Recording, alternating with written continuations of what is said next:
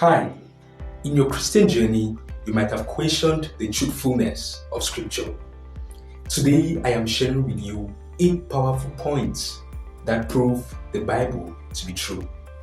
Please stick around till the end for 3 fascinating facts about morality and Scripture. So, let's dive in. The 8th, unprecedented reach and consistency. The Bible is the most translated and best-selling book ever. Written by many authors over 1,500 years in different languages, it remains consistent in its teachings, and it's so real that countless believers have chosen death over denying it. Let's move to another compelling reason. The 7th, Manuscript Evidence. There are 5,364 New Testament manuscripts, more than any other ancient work. While some differences exist, there are mostly minor typos and don't affect the Bible's teachings. The Bible's core message remains unchanged. Now, here's something even more intriguing. The 6th, the Dead Sea Scrolls. Discovered in 1947, these scrolls include fragments of almost every Old Testament book. They are 1,000 years older than the previously known manuscripts and show minimal differences, proving the Bible's preservation. Let's tackle a common challenge. The 5th, handling alleged contradictions. Claims of contradictions often arise from misreading the Bible out of context. The Bible uses various literary styles like history, poetry, and symbolism.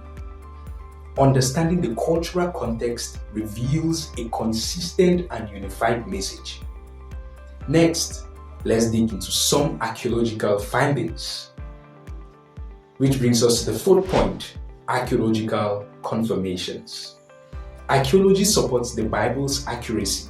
For instance, the destruction of Sodom and Gomorrah was once doubted, but recent findings at the Dead Sea show evidence of intense heat, aligning with the Bible's account. Here's a story you might find surprising. The story of Noah's Ark. Some dismiss the story. That's the 3rd point, actually. Some dismiss the story of Noah's Ark, but there is evidence of a global flood. The Grand Canyon, for example, couldn't have been formed by the Colorado River alone. It suggests a massive flood supporting the biblical narrative.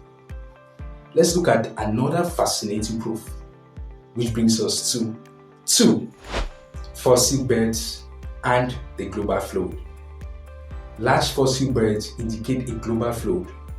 Fossils form when animals are quickly buried, not through a slow natural process. This aligns with the biblical flood account, suggesting it was a real supernatural event. And finally, here's our last point. The 1st, historical verifications.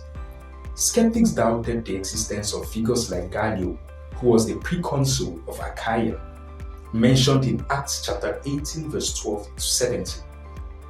But inscriptions found at Delphi confirm his existence and title, validating the Bible's historical accuracy. Earlier in the video, I mentioned I would share 3 aspects on morality and Scripture. So, here we go. The 1st is on moral objections and societal impact. Objections to the Bible often stem from its moral teachings. When societies abandon these morals, crime and social issues rise, as seen in recent years, seemingly in all our countries. 2nd, benefits of biblical morality. If everyone followed biblical morals, crime rates would drop, marriages will be stronger, and many societal problems will disappear. 3rd, the power of Scripture in human experience. Studies show that people active in faith communities are happier, healthier, and live longer.